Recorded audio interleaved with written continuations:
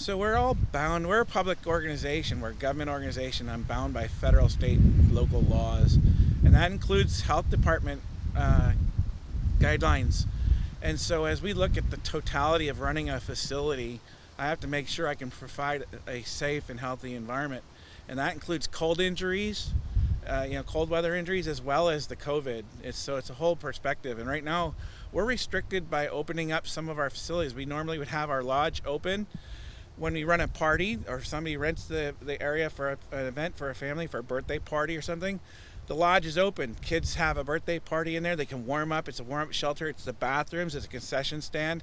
It's all of these things. And I'm not allowed to have anybody in there right now. So I have a facility now that has no warm-up shelter from cold weather injuries. I have no restroom facilities. I can't have hot chocolate or coffee to warm people up. It's the same as a parent taking their kids to a snow hill and spending time, but they get colder quicker when there's no place to warm up. And so I look at that.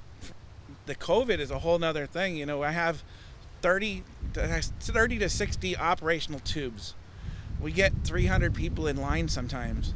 So I have to transfer those tubes between children and between riders. And I can't do that safely if a child, they're all bundled up. They're wearing their masks, they're wearing their clothes, they got their gloves on. But, I get a runny nose when I'm outside in the cold, and I don't know that there's not somebody dripping a nose or sneezing or whatever else is going on. I have to disinfect that tube. It's rubber or plastic. How do you disinfect that when it's 30 degrees or colder, right? I can't bring a sprayer out and spray it. Hot water's just gonna freeze.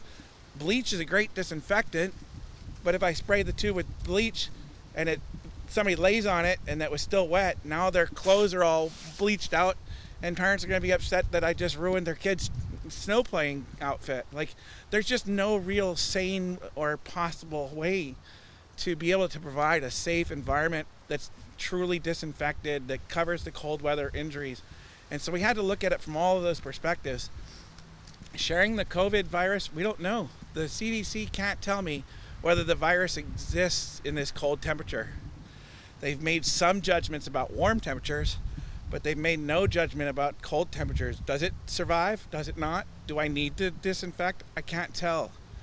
I'm not a health professional. I'm not going to guess. I got to rely on those agencies that give me that information, and it's not available. I can't have 300 people sharing what potentially could be sharing a virus and then taking it out throughout Marquette County and beyond.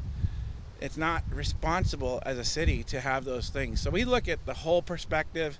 It wasn't at all about funding and operational costs. I had the manpower. I have the resources. I was ready to open, but I can't, because I can't do it in a safe environment.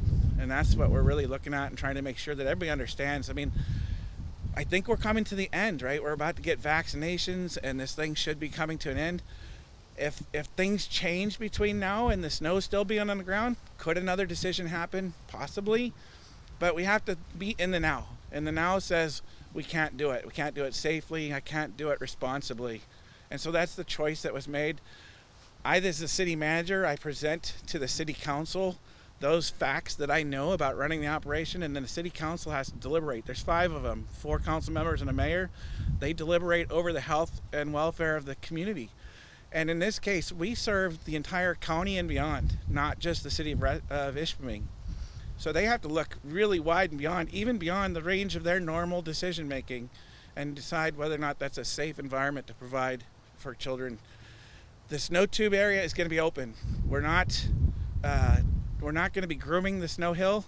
We're not going to be running the tow bar. We're not going to be providing tubes, and I'm not going to have people on site. But if a parent wants to bring their kids down with a sled or a tube on their own, it's available. It's an outdoor event. Be safe, bring your own equipment, stay out here when you can, stay as warm as you can, and do it healthy and safe as a family. But the city's not going to be operating a tubing hill this year.